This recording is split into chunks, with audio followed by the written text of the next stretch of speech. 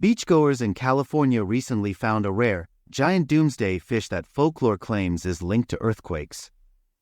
In a strange coincidence, the region then experienced a quake just 2 days later.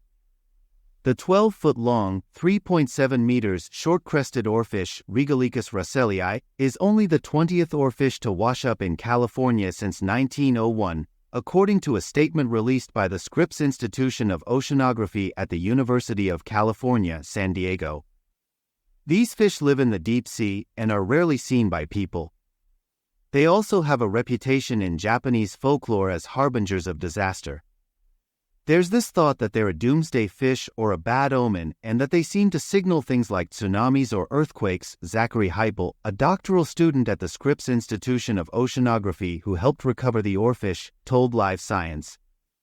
The oarfish washed up near San Diego on August 10. On August 12, a magnitude 4.4 earthquake hit Los Angeles. However, the two events are unlikely to be related. Heipel pointed to a 2019 study published in the Journal Bulletin of the Seismological Society of America that found any supposed link between oarfish sightings and earthquakes was pure superstition. There didn't really seem to be any correlation, Heipel said. But it's a really interesting tidbit because it shows how oarfish and human history have interacted throughout time. Oarfish can grow to 36 feet, 11 meters long and could have inspired ancient tales of sea monsters, according to the Florida Museum of Natural History. The ribbon-like creatures live up to thousands of feet deep in oceans around the world, filter feeding on krill and crustaceans.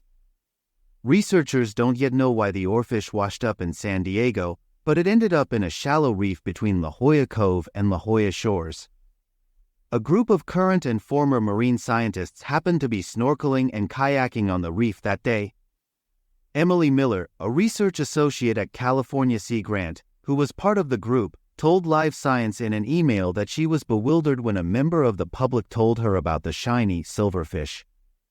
The visibility wasn't top tier that day, but the highly reflective surface of the oarfish was still brilliantly obvious underwater, Miller said. The fish was near the bottom of the reef, so Miller pushed it to the surface and called for help. I knew immediately that this fish would be a very significant subject of study, and that the researchers at nearby institutions and agencies would want to collect the animal, she added.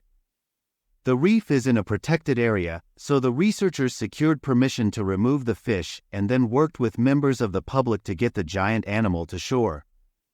It was like Christmas morning, Heipel said. These are very rare, and something like this just doesn't happen very often. The oarfish went to a National Oceanic and Atmospheric Administration (NOAA) facility where researchers took samples to learn more about the animal. It's not clear why the oarfish died, but it was in good condition, according to the statement. Heipel is studying the evolution of deep-sea fish and hopes DNA samples will shed light on why oarfish evolved such a bizarre appearance. It was really excellent that we were able to preserve this oarfish, and we are getting to take as many samples as we are, he said.